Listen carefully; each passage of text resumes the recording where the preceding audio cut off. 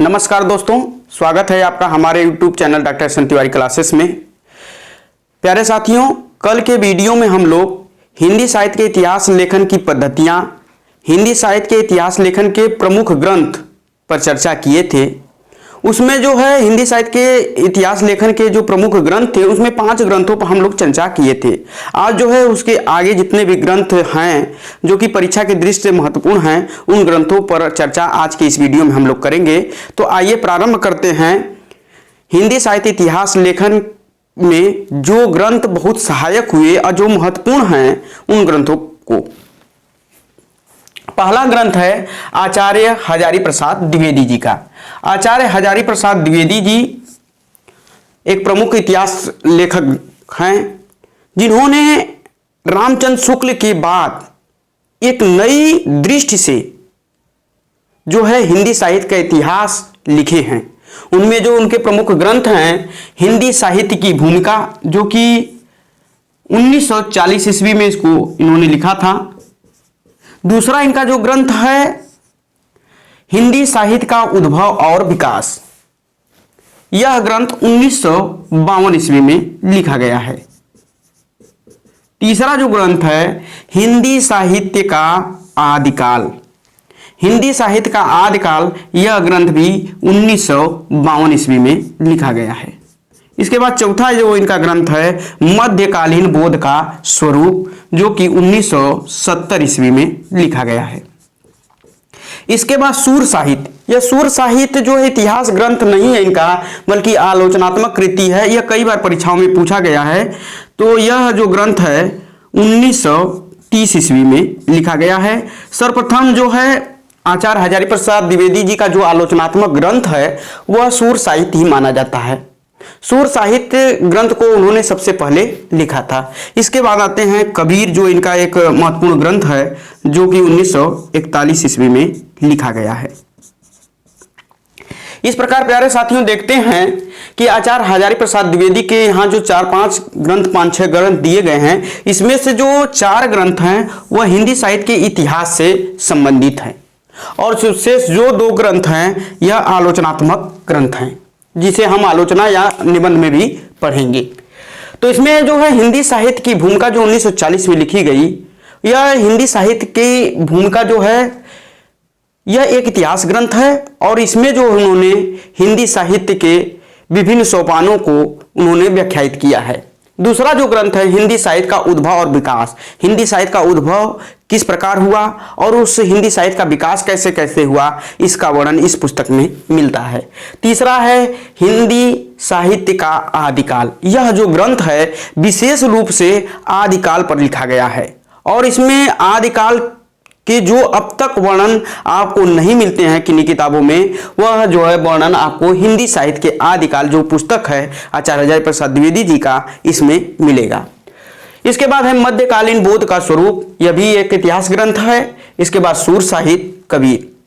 अब दूसरा लेखक जो आते हैं हिंदी साहित्य इतिहास लेखन के प्रमुख ग्रंथों में राम कुमार वर्मा, डॉक्टर राम कुमार वर्मा। डॉक्टर राम कुमार वर्मा जी का ग्रंथ है हिंदी साहित्य का आलोचनात्मक इतिहास।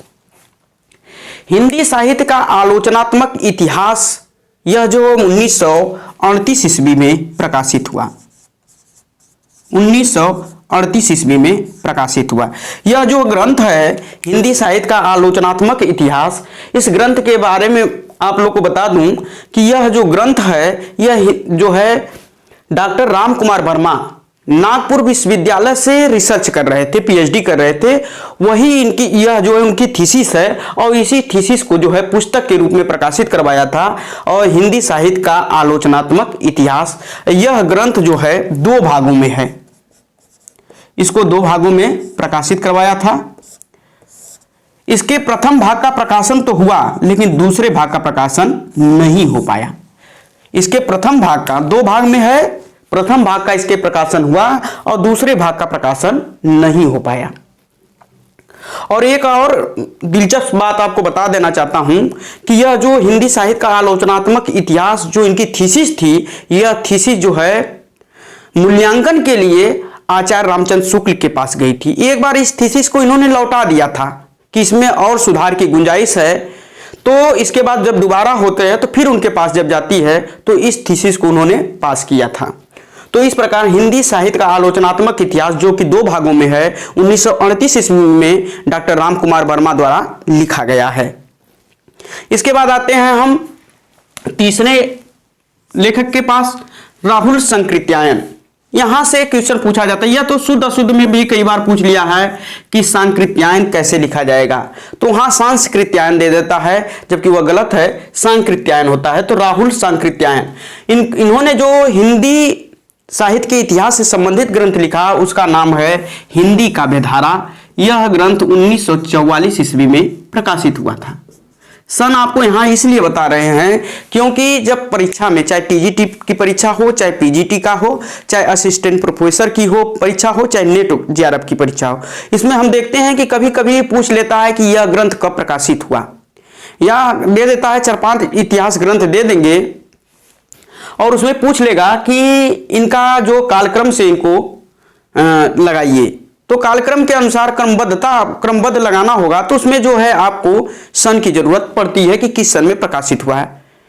इसके बाद आते हैं अगले जो लेखक थे डॉक्टर गणपत चंद्र गुप्त। गणपत चंद्र गुप्त का हिंदी साहित्य का वैज्ञानिक इतिहास, इन्होंने वैज्ञानिक पद्धति का अनुसरण किया था जो कि कल आपको बताया गया था। इन्होंने वैज्ञानिक पद्धति का अनुसरण किया और इस इतिहास ग्रंथ को लिखा।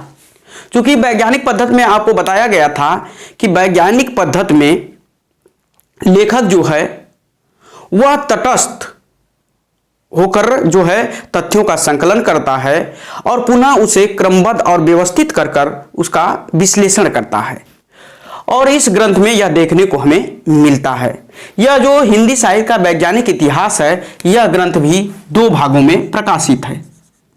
तो यह भी पूछ सकता है कि हिंदी साहित्य का वैज्ञानिक इतिहास कितने भागों में प्रकाशित है, और दोनों भाग का प्रकाशन जो है 1965 ईस्वी में हुआ है। यानी कि इसके जो दोनों भाग प्रकाशित हुए 1965 ईस्वी में प्रकाशित हुए हैं। अब आएंगे हिंदी साहित्य, डॉक्टर नगेंद्र, एक इतिहास लेखक और हैं, डॉक्टर नगेंद्र की बात आती है तो इन्होंने लिखा हिंदी साहित्य का इतिहास। अब इस ग्रंथ के बारे में आपको बताना चाहूंगा कि हिंदी साहित्य का इतिहास जो यह ग्रंथ है, यह इनके द्वारा लिखा गया नहीं है, इनकी मौलिक कृति नहीं है, इनके द्वारा लिखा नहीं गया है, बल्कि इस इतिहास ग्रंथ को इन्होंने संपादित किया है।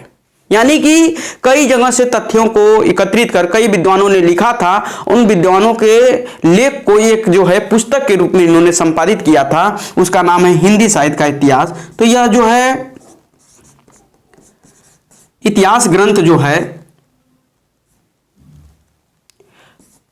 संपादित है, यह जो इतिहास ग्रंथ है वह जो है डॉक्टर नगेंद्र द्वारा संपादित ग्रंथ है। तो कई बार यह जो है इंटरव्यू में भी कई बार पूछा गया कि डॉक्टर नगेंद्र ने जो हिंदी साहित्य का इतिहास लिखा है वह कैसा है। तो यह जो ग्रंथ है यह मौलिक कृति न होकर यह संपादित है। इसके बाद रीति काव्य की भूमिका, जिसको डॉक्टर नगेंद्र जी ने लिखा है, यह जो पुस्तक है हिंदी साहित्य का इतिहास 1973 ईस्वी में इसको संपादित डॉक्टर नगेंद्र ने किया है, जो कि आज के परीक्षा की दृष्टि से यह बहुत महत्वपूर्ण पुस्तक है।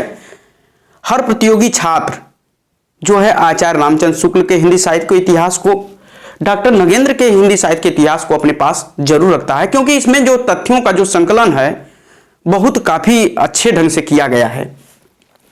तो इस प्रकार हम लोग इतने ग्रंथों को पढ़े, आप इसको नोट कर लीजिए, फिर आगे के ग्रंथ को हम लोग देखेंगे।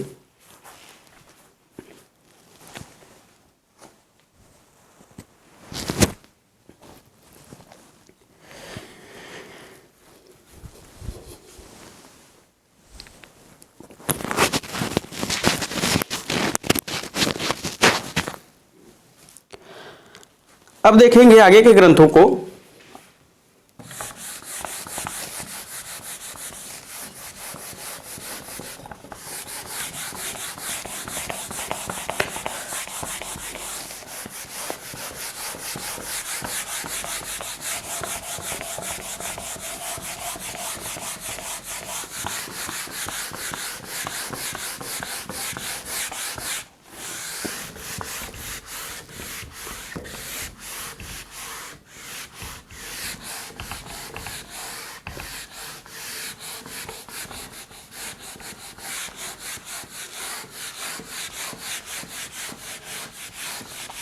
इसमें लगभग हमको 40 से 50 ग्रंथों को पढ़ना है, जो कि परीक्षा के दृष्टि से अत्यंत महत्वपूर्ण है। अब अगले विद्वान के ग्रंथ को देखेंगे।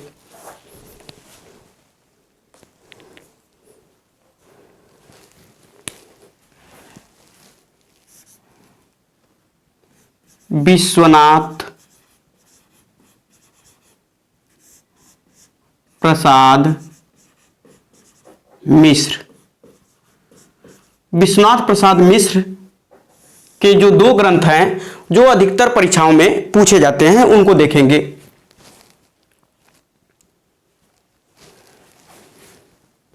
हिंदी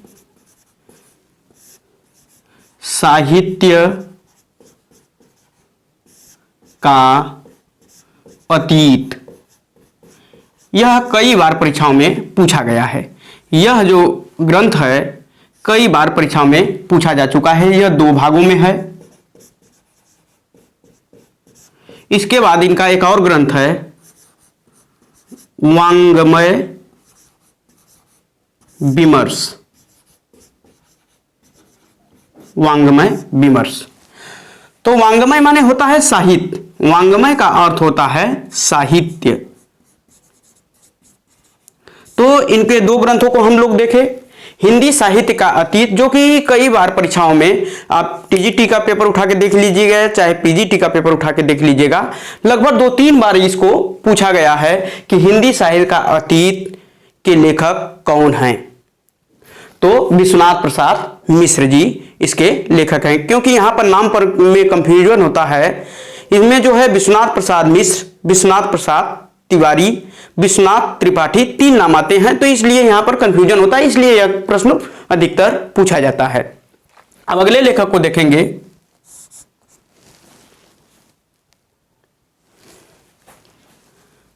राम स्वरूप चतुर्वेदी। राम स्वरूप चतुर्वेदी का ग्रंथ है हिंदी साहित्य और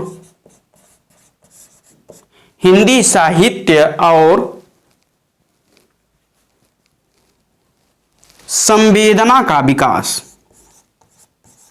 हिंदी साहित्य और संवेदना का विकास। यह ग्रंथ 1986 ईस्वी में प्रकाशित हुआ और यह ग्रंथ भी रामस्वरूप चतुर्वेदी के द्वारा जो प्रकाशित है, बहुत महत्वपूर्ण ग्रंथ है। इस ग्रंथ में भी हिंदी साहित्य और संवेदना का विकास जो प्रस्तुत किया गया है, इसको आप जब पढ़ेंगे तो इसमें बहुत से अच्छी चीजें आपको जो है कंपटीशन की दृष्टि से भी अच्छी चीजें इसमें मिलती हैं। और यह कई बार पूछा गया कि हिंदी साहित्य और संवेदना का विकास जो इतिहास ग्रंथ है, इसके लेखक कौन हैं? रामस्वरूप चतुर्वेदी जी हैं। और इस ग्रंथ को इसलिए महत्वपूर्ण है क्योंकि यह एक ऐसा ग्रंथ है जिस पर जो है व्यास सम्मान से सम्मानित किया गया है। एक ऐसा इतिहास ग्रंथ है जिसे 1996 ईस्वी में व्यास सम्मान से सम्मानित किया गया। तो एक बार ऐसे भी क्वेश्चन पूछा गया है कि इनमें से कौन सा इतिहास ग्रंथ व्यास सम्मान से सम्मानित है? तो हिंदी साहित्य और संवेदना का विकास, जिसका प्रकाशन 1986 ईस्वी में हुआ था, इस पर जो व्यास सम्मान मिला 1996 ईस्वी में मिला था। इसके बाद और देखेंगे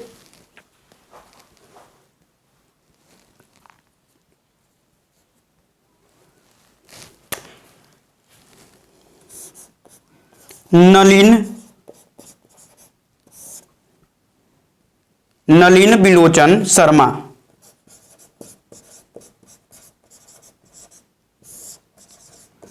नलिन बिलोचन शर्मा के ग्रंथ को देखेंगे।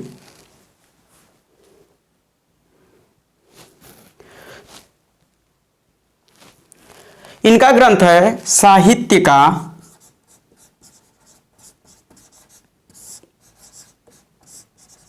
इतिहास दर्शन।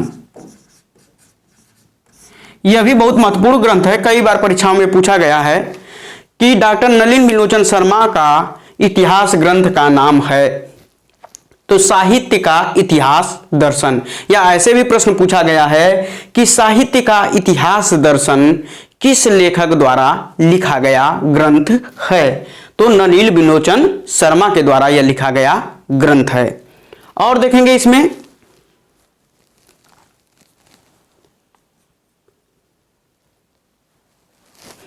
Doctor Bachchan Singh, doctor Bachchan Singh, doctor Bachchan Singh के ग्रंथ को देखेंगे तो इन्होंने दो ग्रंथ का सृजन किया था। हिंदी साहित्य का दूसरा इतिहास, हिंदी साहित्य का दूसरा इतिहास, और एक ग्रंथ है आधुनिक हिंदी साहित्य का इतिहास। चूंकि यह ग्रंथ बार बार परीक्षाओं में पूछे जा रहे हैं, इसलिए इन ग्रंथों को हम आपको बता रहे हैं यहां पर, क्योंकि परीक्षा में ऐसे ही पूछ लिया जाता है कि हिंदी साहित्य का दूसरा इतिहास के लेखक कौन है। इसलिए यह जितने भी इतिहास ग्रंथ आपको पढ़ाए जा रहे हैं, इनको आपको पढ़ना है, याद करना है। चूंकि याद रहेगा तभी आप इसको उत्तर दे पाएंगे। तो इसके लिए आपको अभ्यास की जरूरत है, ज्यादा से ज्यादा इसको पढ़ते रहिए, अभ्यास करते रहिए। हिंदी साहित्य का दूसरा इतिहास के लेखक कौन है? तो डॉक्टर बच्चन सिंह। आधुनिक हिंदी साहित्य के इतिहास के लेखक कौन हैं? तो डॉक्टर बच्चन सिंह। यानी कि बच्चन सिंह ने दो इतिहास ग्रंथों का सृजन किया, एक है हिंदी साहित्य का दूसरा इतिहास और दूसरा है आधुनिक हिंदी साहित्य का इतिहास। और देखेंगे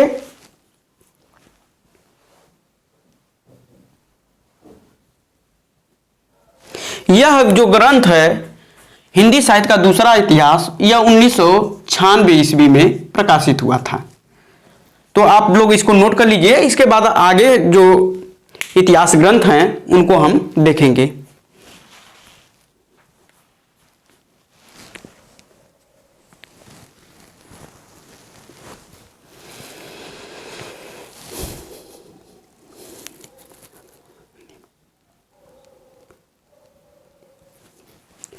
अब अगले विद्वान के ग्रंथ को देखेंगे हम लोग।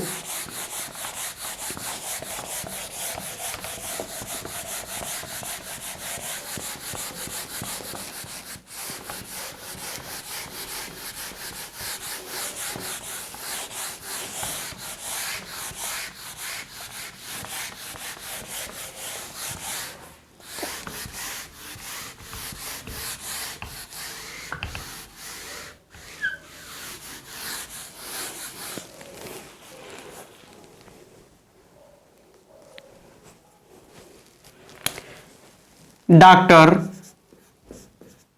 श्याम सुंदर दास, डॉक्टर श्याम सुंदर दास। अब इनके ग्रंथ को देखेंगे, बहुत महत्वपूर्ण है परीक्षा के दृष्टि से। हिंदी भाषा का विकास, हिंदी भाषा का विकास। यह ग्रंथ 1924 ईस्वी में प्रकाशित हुआ था। दूसरा इनका ग्रंथ है हिंदी भाषा, हिंदी भाषा और साहित्य, हिंदी भाषा और साहित्य, जो कि 1930 ईस्वी में प्रकाशित हुआ था। एक और ग्रंथ है इनका हिंदी कोविद रत्नमाला, हिंदी कोविद रत्नमाला। यह ग्रंथ दो भागों में प्रकाशित है। प्रथम भाग इसका 1909 ईस्वी में, और इसका जो दूसरा भाग है 1914 ईस्वी में प्रकाशित हुआ था। तो प्यारे साथियों, यहां पर देखें हम लोग श्याम सुंदर दास जी के 3 ग्रंथों को, श्याम सुंदर जी के 3 ग्रंथों को देखें। हिंदी भाषा का विकास, यह भी कई बार पूछा गया, हिंदी भाषा का विकास के लेखक कौन हैं? तो श्याम सुंदर दास जी हैं। कब प्रकाशित हुआ था? 1924 ईस्वी में। इसके बाद आएगा हिंदी भाषा और साहित्य के लेखक कौन हैं?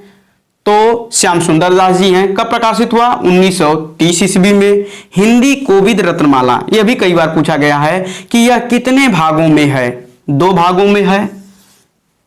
प्रथम भाग 1909 ईस्वी में और दूसरा भाग 1914 ईस्वी में प्रकाशित हुआ। इसके बाद अगला देखेंगे,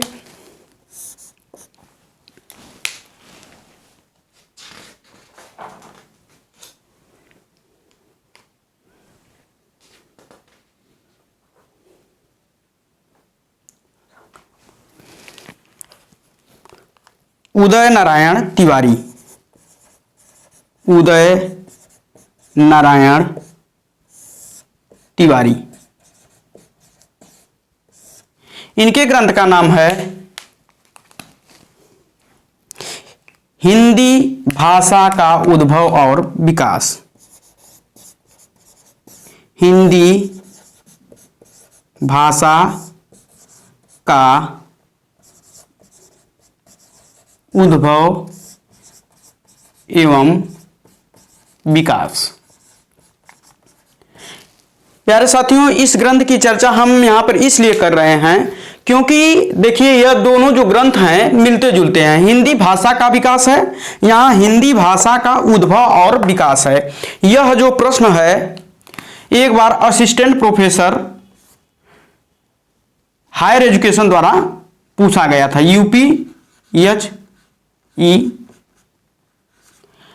तो यह जो है एक बार असिस्टेंट प्रोफेसर के में यह प्रश्न आया था कि हिंदी भाषा,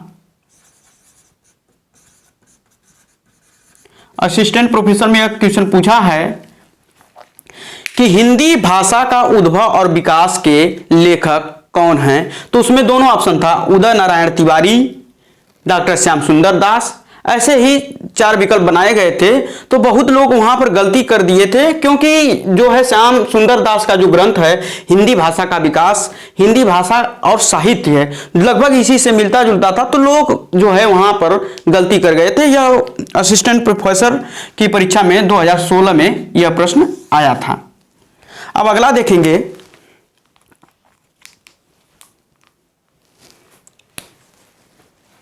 डॉक्टर भगीरथ मिश्र। डॉक्टर भगीरथ मिश्र के ग्रंथ को देखेंगे। इनके ग्रंथ का नाम है हिंदी काव्य शास्त्र का, हिंदी काव्य शास्त्र का इतिहास।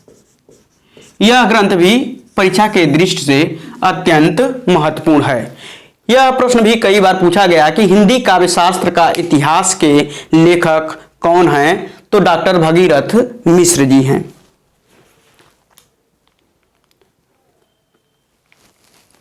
इसके बाद देखेंगे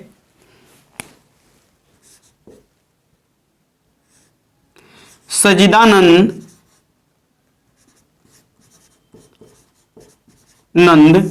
हीरानंद वात्स्यायन अज्ञेय।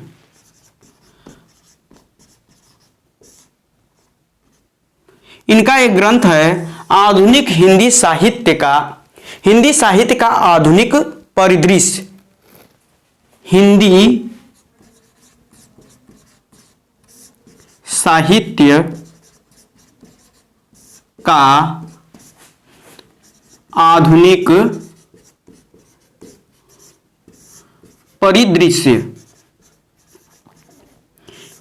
यह भी कई बार परीक्षाओं में पूछा गया प्रश्न है कि हिंदी साहित्य का आधुनिक परिदृश्य के लेखक कौन हैं? तो सच्चिदानंद हीरानंद वात्स्यायन अज्ञेय के द्वारा यह लिखा गया है।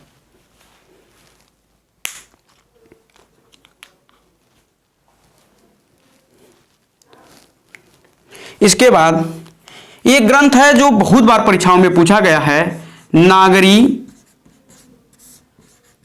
प्रचारणी सभा, काशी के द्वारा प्रकाशित ग्रंथ है। हिंदी साहित्य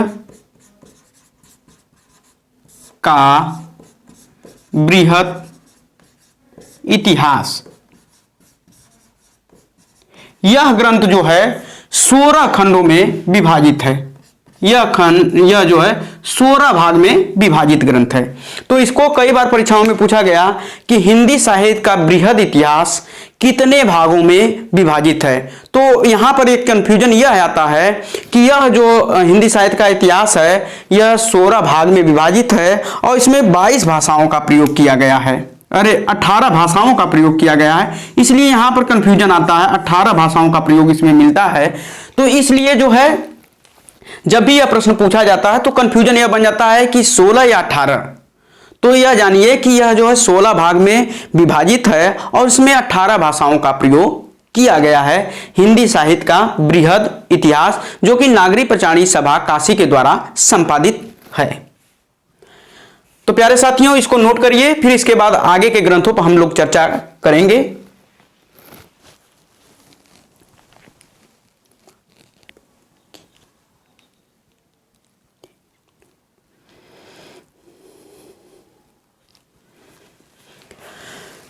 अगले ग्रंथ को हम लोग देखेंगे। दो ग्रंथ जो कि अधिकतर परीक्षाओं में पूछे जा रहे हैं, यह सब जितने भी बताए जा रहे हैं यह सब पूछे गए परीक्षा में हैं, इसलिए इन ग्रंथों को आपको तैयार करना है। इन जो इतिहास लेखक के द्वारा यह इतिहास ग्रंथ लिखे गए हैं यह परीक्षा के दृष्टि से अत्यंत महत्वपूर्ण हैं।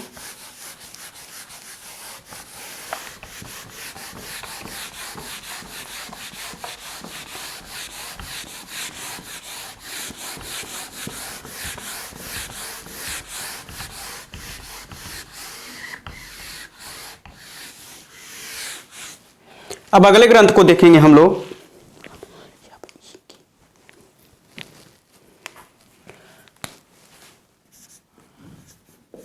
पादरी एफ ई के ई, इनके द्वारा भी एक ग्रंथ लिखा गया है, उसका नाम है ए हिस्ट्री ऑफ हिंदी लिटरेचर।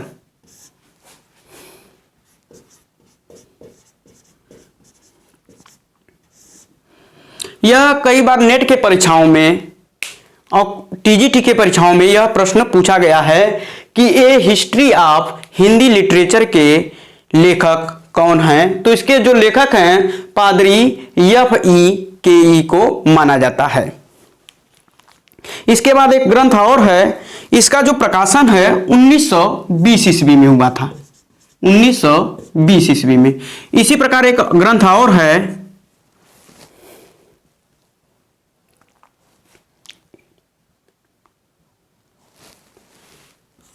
पादरी एडिसन ग्रिब्ज के द्वारा यह ग्रंथ लिखा गया है। पादरी एडिसन ग्रिब्ज के द्वारा यह ग्रंथ लिखा गया है और इसका नाम है स्केच ऑफ हिंदी लिटरेचर।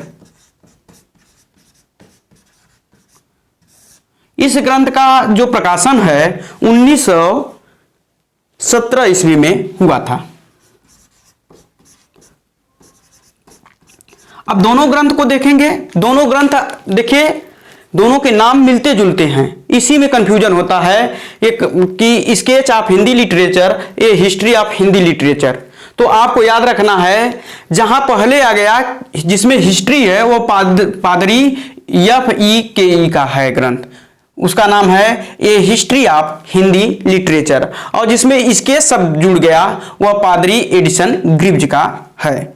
तो इन दोनों ग्रंथों को आप तैयार करेंगे, क्योंकि ये दोनों ग्रंथ कई बार परीक्षाओं में पूछे गए हैं और इसमें कंफ्यूजन भी आता है, क्योंकि जब ऑप्शन बनाता है परीक्षा में तो दोनों का नाम देता है, पादरी FEKE का है या पादरी एडिसन ग्रिव्ज का है। तो इन दोनों को आपको तैयार करना है। अब अगला ग्रंथ देखेंगे हम लोग,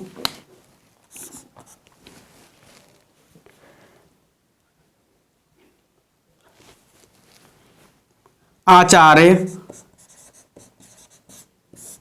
चतुरसेन शास्त्री। आचार्य चतुरसेन शास्त्री का ग्रंथ है हिंदी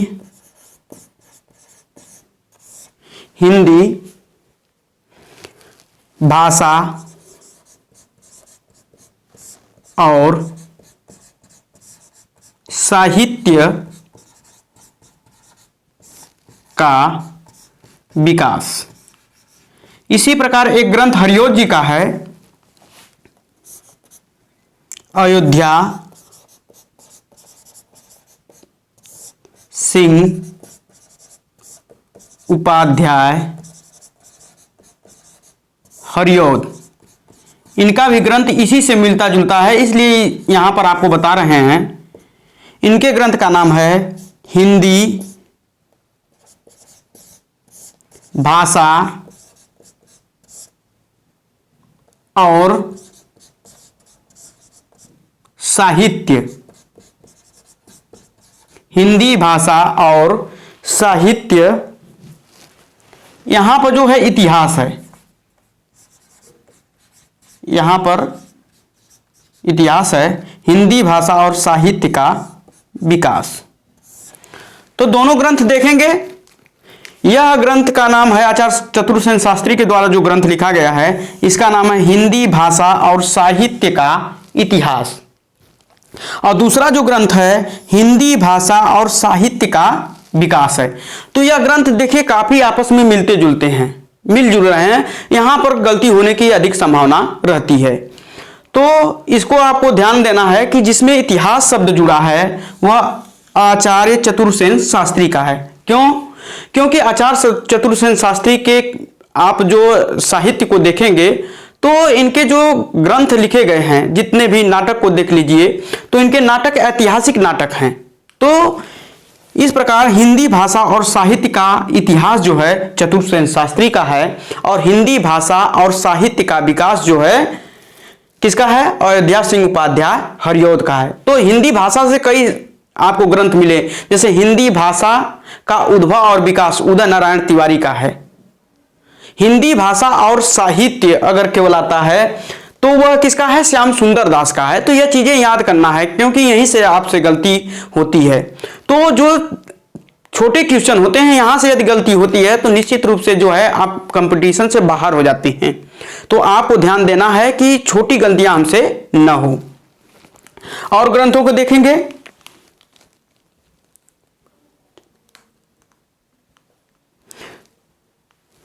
प्रभु दयाल मित्तल का ग्रंथ है प्रभु दयाल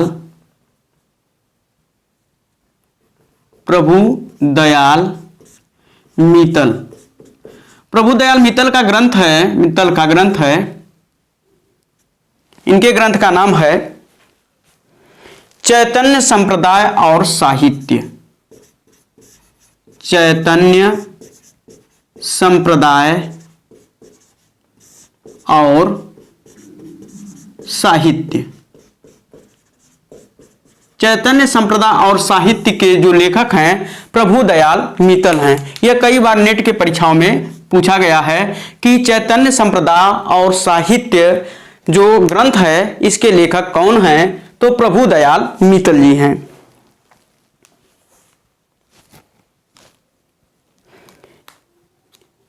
इसके बाद है गुलाब राय आते हैं। यह है चैतन्य संप्रदाय और उसका साहित्य। थोड़ा सा संशोधन करेंगे, इस ग्रंथ का नाम है चैतन्य संप्रदाय और उसका साहित्य। इसके बाद आते हैं गुलाब राय। गुलाब राय के जो इतिहास ग्रंथ का नाम है हिंदी साहित्य का सुबोध इतिहास। हिंदी साहित्य का सुबोध इतिहास, इसके जो लेखक हैं वह गुलाब राय हैं।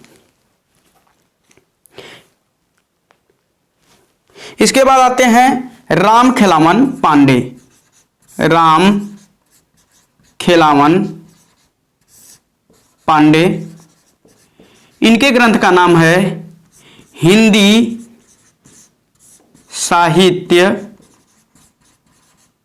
साहित्य का नया इतिहास। यह भी कई बार परीक्षाओं में पूछा गया है कि हिंदी साहित्य का नया इतिहास के लेखक कौन हैं। तो यहां पर देखेंगे प्रभुदयाल मित्तल का जो ग्रंथ है चैतन्य संप्रदाय और उसका साहित्य। गुलाब राय का जो ग्रंथ है, इस ग्रंथ का नाम है हिंदी साहित्य का सुबोध इतिहास। राम खेलावन पांडे का जो ग्रंथ है हिंदी साहित्य का नया इतिहास। तो प्यारे साथियों, इसको आप लोग नोट करिए, फिर आगे जो ग्रंथ महत्वपूर्ण है उसके बारे में हम चर्चा करेंगे।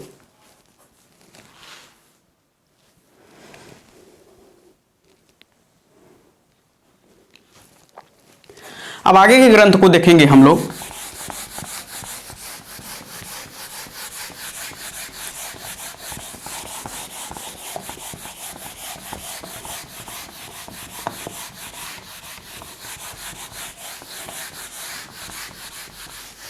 यह सब ग्रंथ आपको तैयार करना है, जितना याद कर लेंगे उतना ही परीक्षा में आपको आसानी होगी, क्योंकि यहाँ से जो है हर साल प्रश्न पूछे जाते हैं। 2 से 3 क्वेश्चन यहाँ से आते हैं, और यदि आपको याद नहीं होगा तो यहाँ से गलतियाँ होना स्वाभाविक है।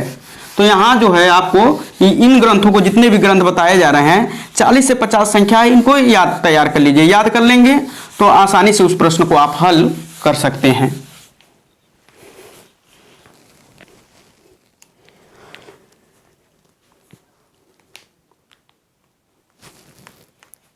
अगले जो इतिहासकार हैं आचार्य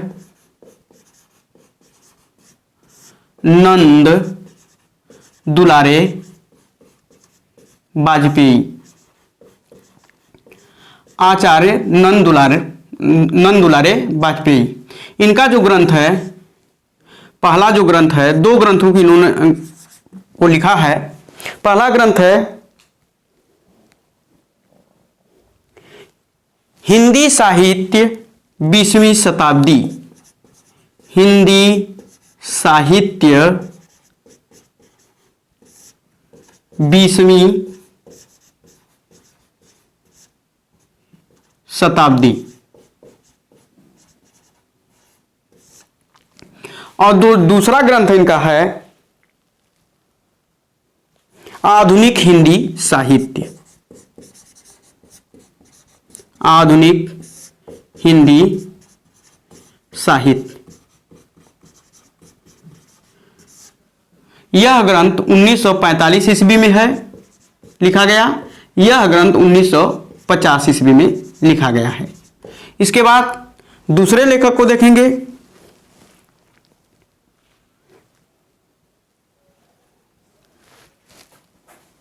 रामचंद्र तिवारी। यह बहुत ही महत्वपूर्ण पुस्तक है,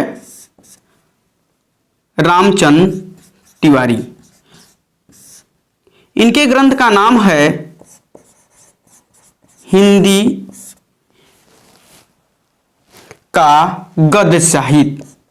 हिंदी का गद्य साहित्य, यह पुस्तक भी जो है तैयारी की दृष्टि से अत्यंत महत्वपूर्ण है। बहुत मोटी पुस्तक है, और इसमें जो है गद्य साहित्य में जितने भी आते हैं, उपन्यास हो गया, कहानी हो गई, नाटक हो गया, आलोचना हो गया, इन सब का जो है विस्तृत जो है उल्लेख इस पुस्तक में आपको मिलेगा। इसी पुस्तक में आप देखेंगे कि लगभग जो है 30 से 40 जो महत्वपूर्ण कवि हैं या लेखक हैं, उनके सारे कृतियों का जो है वर्णन जो है इनके किताब में मिलता है। इसके बाद आएंगे वियोगी हरि। वियोगी हरि, कई बार इनका नाम भी पूछा गया कि इनका वास्तविक नाम क्या था। तो इनका नाम, वास्तविक नाम जो है हरि प्रसाद द्विवेदी। हरि प्रसाद द्विवेदी जो है इनका नाम था। तो यह टीजीटी के परीक्षा में एक बार पूछ लिया था कि वियोगी हरि का वास्तविक नाम क्या है, तो हरि प्रसाद द्विवेदी। इनके ग्रंथ को देखेंगे।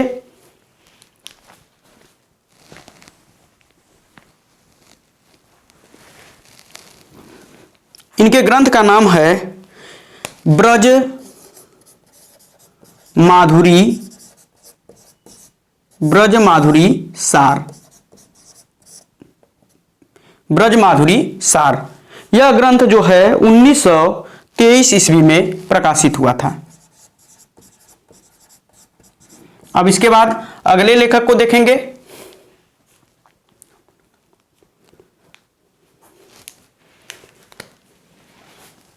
अगले जो लेखक हैं पद्मलाल पुन्नालाल बख्शी, पद्मलाल पुन्नालाल बख्शी। इनके ग्रंथ का नाम है हिंदी साहित्य विमर्श, हिंदी साहित्य विमर्श।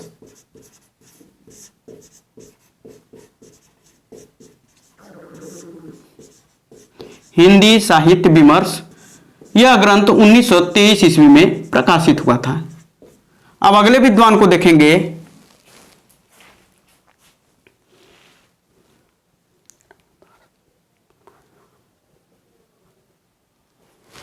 डॉक्टर रामविलास शर्मा, बहुत महत्वपूर्ण लेखक हैं डॉक्टर राम विलास शर्मा। डॉक्टर रामविलास शर्मा के बहुत आलोचनात्मक ग्रंथों को इन्होंने लिखा है। इनमें से जो महत्वपूर्ण दो इनके ग्रंथ हैं उनका वर्णन हम यहाँ पर करेंगे। इनका जो पहला ग्रंथ है भाषा और समाज, कई बार परीक्षा में पूछा गया है, भाषा और समाज। दूसरा जो ग्रंथ है इनका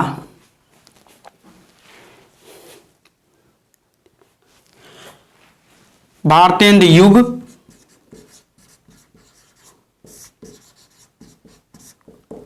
हिंदी भाषा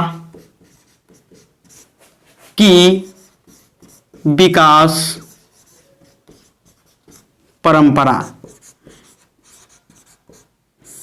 यानी कि भारतेंद्र युग में हिंदी भाषा का विकास किस प्रकार हुआ, इसका वर्णन इस पुस्तक में मिलता है। इनका एक और किताब है भाषा और समाज, इसी प्रकार इनकी है भाषा और संवेदना। ऐसे करके यह बहुत से आलोचनात्मक ग्रंथों को लिखे हैं, जो कि हम लोग जब आलोचना विधा पढ़ेंगे तो उसमें उन ग्रंथों की हम चर्चा करेंगे।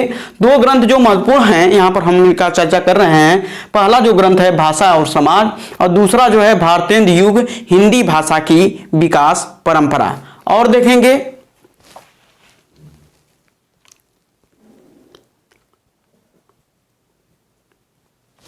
डॉक्टर मोतीलाल मनेरिया, डॉक्टर मोतीलाल मनेरिया, यह राजस्थानी लेखक हैं।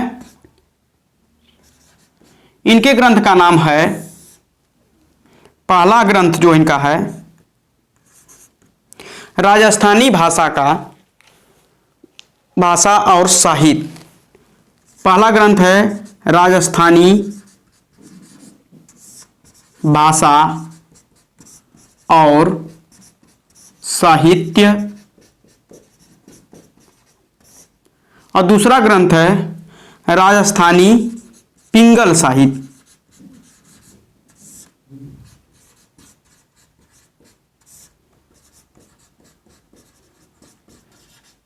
तो दो ग्रंथ इनके जो महत्वपूर्ण हैं। राजस्थानी भाषा और साहित्य, राजस्थानी पिंगल साहित्य। एक बार देखेंगे आचार्य नंदुलाल वाजपेयी के जो ग्रंथ हैं महत्वपूर्ण, उनमें है हिंदी साहित्य 20वीं शताब्दी जो कि 1945 ईस्वी में प्रकाशित हुई थी। एक ग्रंथ इनका आधुनिक हिंदी साहित्य जो कि 1950 में प्रकाशित हुई थी। तो आधुनिक हिंदी साहित्य का इतिहास भी एक ग्रंथ है जो कि बच्चन सिंह का, तो यह कंफ्यूजन जो हो जाता है तो हमें याद रखना है कि आधुनिक हिंदी साहित्य जो ग्रंथ है वह जो ग्रंथ है आचार्य नंदुलाल वाजपेयी का। इसी के बाद आते हैं रामचंद्र तिवारी का एक ग्रंथ है हिंदी का गद्य साहित्य। वियोगी हर का जो पूरा नाम कई बार पूछा गया है परीक्षा में, यह इंपॉर्टेंट है। इनका नाम पूछ लिया गया था कि वियोगी हरि का पूरा नाम क्या था, तो हरि प्रसाद द्विवेदी था और उसमें ऑप्शन बना दिया था हरिहर प्रसाद द्विवेदी। तो बहुत लोग हरिहर प्रसाद द्विवेदी को लगा लिए थे, लेकिन इनका वास्तविक नाम जो था वह हरि प्रसाद द्विवेदी था। इनका जो ग्रंथ का नाम है ब्रज माधुरी सार जो कि 1923 ईस्वी में प्रकाशित हुआ था। इसके बाद आते हैं पद्म पुन्नालाल बख्शी का ग्रंथ है हिंदी साहित्य विमर्श। यह कई बार परीक्षा में पूछा गया है कि हिंदी साहित्य विमर्श के लेखक कौन है, यह बहुत इंपॉर्टेंट है। हिंदी साहित्य विमर्श के लेखक कौन है, तो पद्मलाल पुन्नालाल बख्शी। इसके बाद आते हैं डॉक्टर रामविलास शर्मा का जो ग्रंथ है भाषा और समाज, भारतेंदु युग हिंदी भाषा की विकास परंपरा। इसमें इस ग्रंथ को कई बार परीक्षाओं में पूछा जा चुका है। इसके बाद मोतीलाल मनेरिया का जो ग्रंथ है राजस्थानी भाषा और साहित्य, राजस्थानी पिंगल साहित्य, यह जो ग्रंथ दो हैं वह मोतीलाल मनेरिया का है। इसको आप लोग नोट कर लीजिए।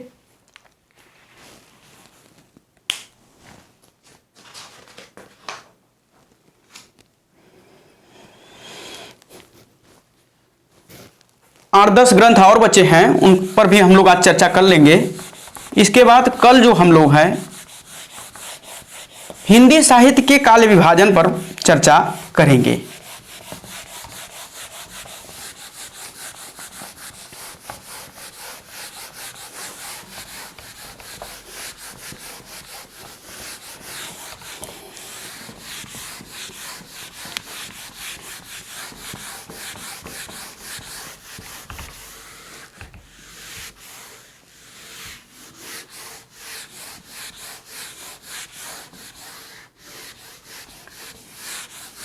अब और देखेंगे रचनाओं को।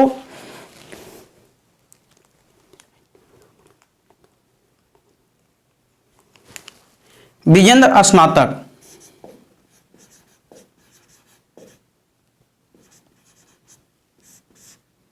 विजेंद्र, इनका नाम है विजयेंद्र स्नातक। इनके जो ग्रंथ का नाम है राधा वल्लभ संप्रदाय,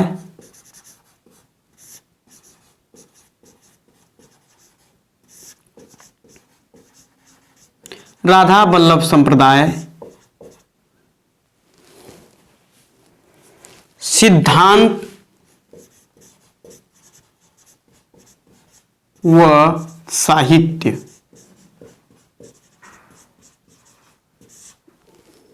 इसके बाद आते हैं भोलानाथ तिवारी, भोलानाथ तिवारी।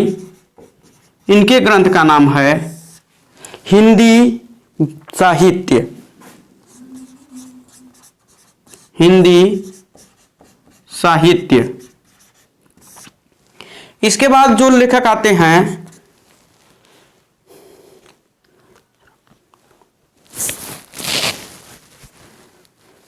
आचार्य परशुराम, आचार्य परशुराम चतुर्वेदी। इनके ग्रंथ का नाम है उत्तर भारत की संत परंपरा,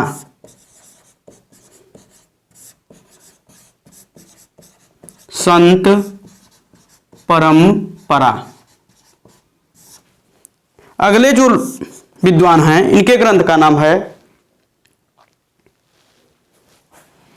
डॉक्टर टीकम सिंह तोमर, तोमर, इनके ग्रंथ का नाम है हिंदी वीर काव्य। हिंदी वीर काव्य।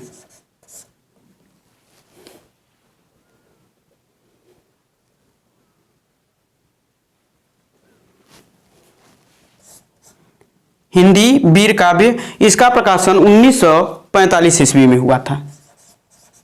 इसके बाद आते हैं राम नरेश त्रिपाठी। राम नरेश त्रिपाठी, इनके ग्रंथ का नाम है कविता कौमुदी। कविता कौमुदी, यह ग्रंथ कई बार पूछा गया है कि कविता कौमुदी जो ग्रंथ है यह कितने भाग में प्रकाशित है। तो यह 8 भाग में प्रकाशित है और 1917 ईस्वी में इसका प्रकाशन हुआ था। इसके बाद अगले विद्वान हैं नामवर सिंह। नामवर सिंह, इनके ग्रंथ का नाम है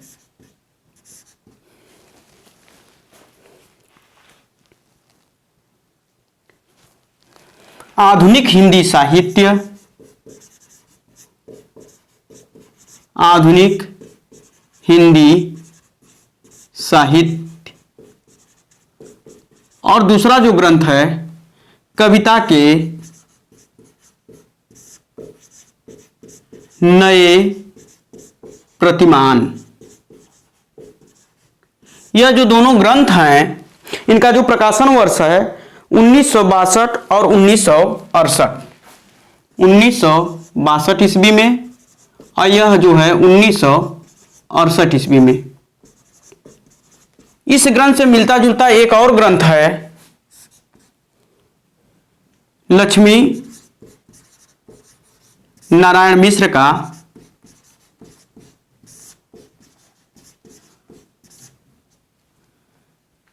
नई कविता के प्रतिमान। नई कविता के प्रतिमान। तो यह काफी कंफ्यूजन यहां से आता है। पूछा जाता है कविता के नए प्रतिमान यदि पूछा जाता है तो नामवर सिंह, और नई कविता के प्रतिमान लक्ष्मी नारायण मिश्र की यह है। इसके बाद देखेंगे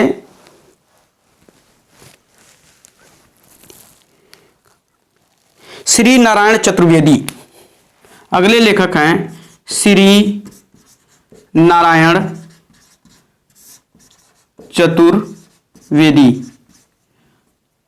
श्री नारायण चतुर्वेदी, इनके ग्रंथ का नाम है हिंदी आधुनिक हिंदी का आदिकाल। आधुनिक हिंदी का आदिकाल। आधुनिक हिंदी का आदिकाल। इसके बाद एक लेखक और आते हैं नीलाभ। यह कई बार पूछा गया है नीलाभ के ग्रंथ को। इनके ग्रंथ का नाम है हिंदी साहित्य का मौखिक इतिहास। हिंदी साहित्य का मौखिक इतिहास।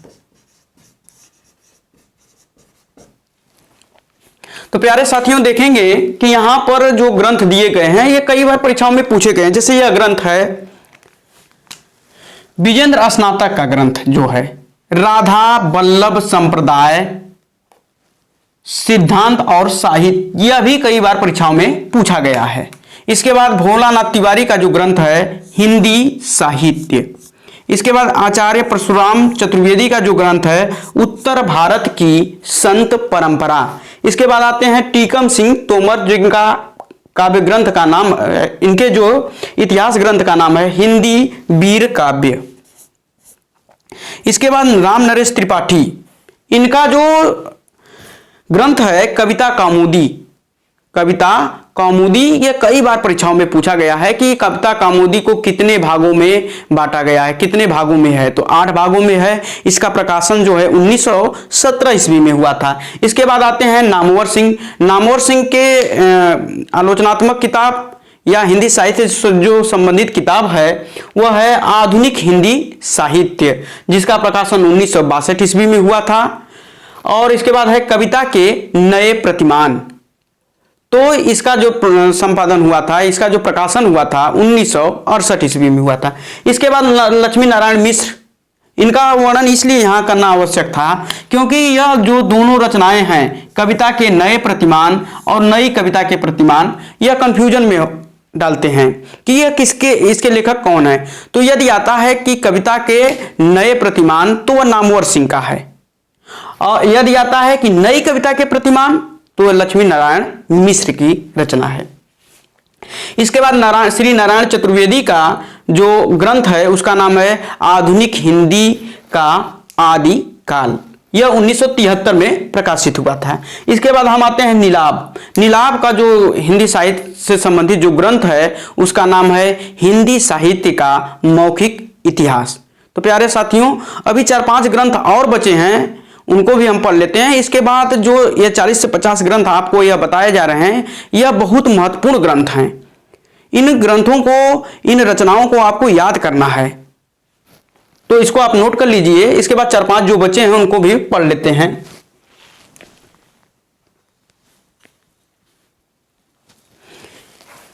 इसके बाद आएंगे जो ग्रंथ हैं, 4-5 ग्रंथ और हैं, उनको भी देखते हैं।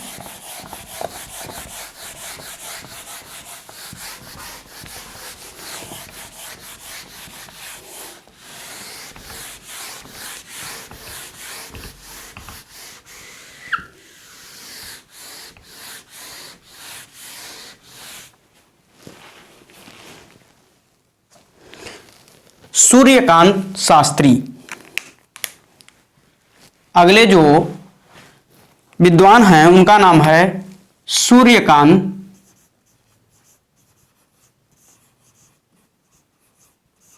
शास्त्री।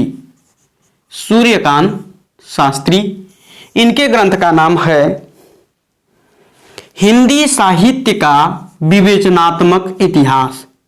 हिंदी साहित्य का विवेचनात्मक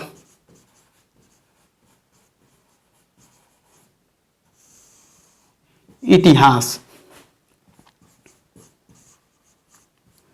और हिंदी साहित्य का आलोचनात्मक इतिहास जो है डॉक्टर राम कुमार वर्मा का है। और हिंदी साहित्य का यदि विवेचनात्मक इतिहास की बात करते हैं तो यह सूर्यकांत शास्त्री जी का है। अगले जो विद्वान हैं उनके ग्रंथ का नाम है डॉक्टर कृष्ण शंकर शुक्ल।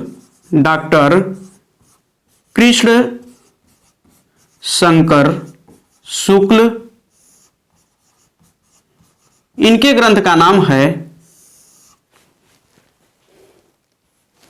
आधुनिक हिंदी साहित्य का इतिहास। आधुनिक हिंदी साहित्य का इतिहास। यही नाम जो है बच्चन सिंह के किताब का भी है, आधुनिक हिंदी साहित्य का इतिहास। बच्चन सिंह की एक पुस्तक है और यही जो है आधुनिक हिंदी साहित्य के इतिहास के नाम से डॉक्टर कृष्ण शंकर शुक्ल जी की किताब है। अगले जो विद्वान हैं उनके किताब का नाम है डॉक्टर इंद्रनाथ मदान। डॉक्टर इंद्रनाथ मदान, इनके पुस्तक का नाम है modern Hindi literature. Modern Hindi literature इनके ग्रंथ का नाम है। इसके बाद आते हैं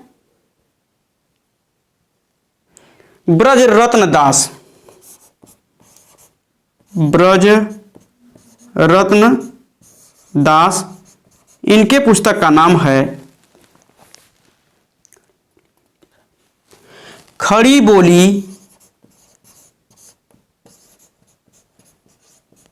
हिंदी साहित्य का इतिहास, खड़ी बोली हिंदी साहित्य का इतिहास।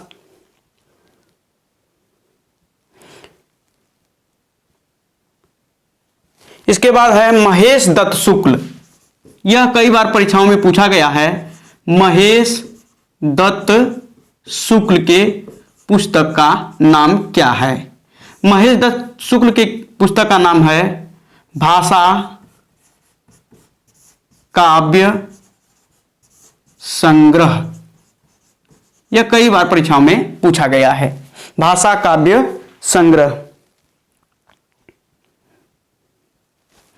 नीरजा माधव एक हैं, यह 1973 ईस्वी में प्रकाशित हुआ था।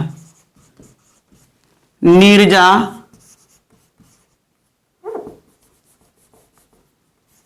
माधव, नीरजा माधव के ग्रंथ का नाम है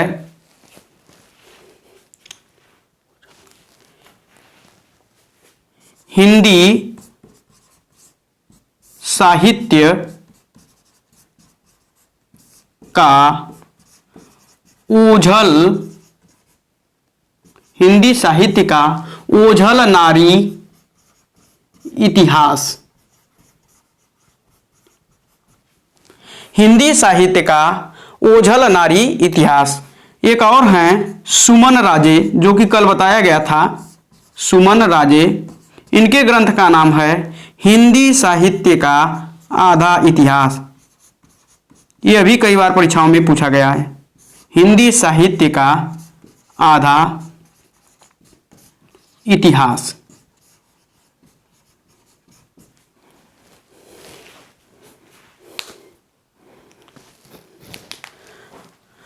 तो प्यारे साथियों, देखते हैं कि इन रचनाओं को भी एक बार।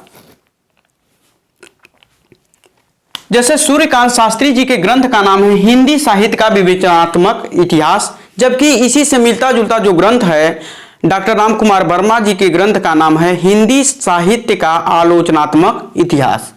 तो इनको याद रखेंगे। दूसरे जो लेखक हैं डॉक्टर कृष्ण शंकर शुक्ल, इनके जो ग्रंथ का नाम है, इतिहास ग्रंथ का नाम है आधुनिक हिंदी साहित्य का इतिहास, जबकि आधुनिक हिंदी साहित्य का इतिहास बच्चन सिंह के पुस्तक का भी नाम है। जबकि केवल आ जाता है आधुनिक हिंदी साहित्य, तो यह जो है नामोर सिंह जी के किताब का नाम है। इसके बाद आते हैं इंद्रनाथ मदान। इंद्रनाथ मदान की पुस्तक का नाम है मॉडर्न हिंदी लिटरेचर, जबकि एक दो हम पीछे भी पढ़ चुके हैं। यदि आता है कि ए हिस्ट्री ऑफ हिंदी लिटरेचर, तो यह पादरी F.E.K. का है। यदि आता है कि the sketch of Hindi literature, तो यह जो है ग्रंथ है पादरी एडिसन ग्रिब्ज का है। तो यह हमें याद रखना है।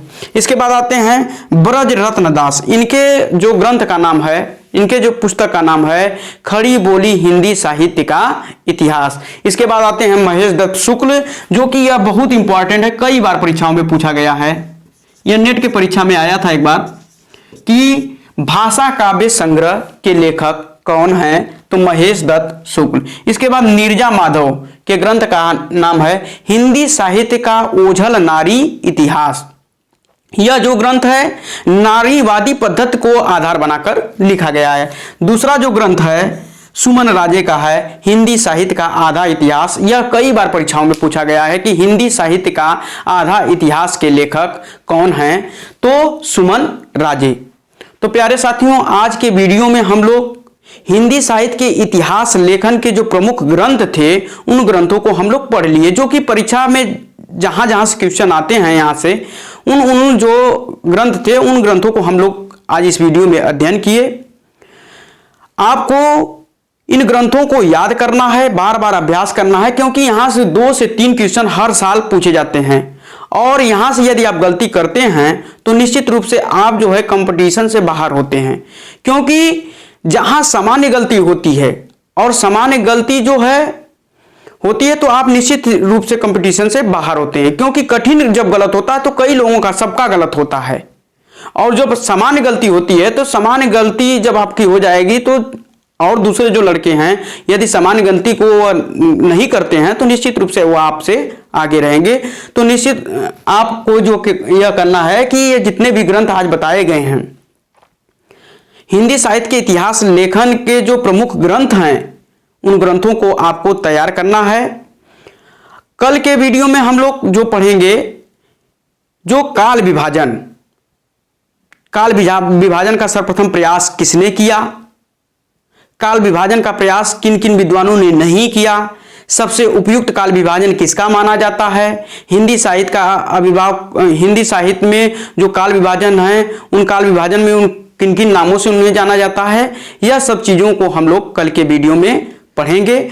और जब हम इनको पढ़ लेंगे तो इन पर हम प्रश्न बनाएंगे और उस प्रश्नों को हल कराया जाएगा कि आप कितना तैयार कर लिए हैं इनमें से। आज के वीडियो में बस इतना ही। धन्यवाद।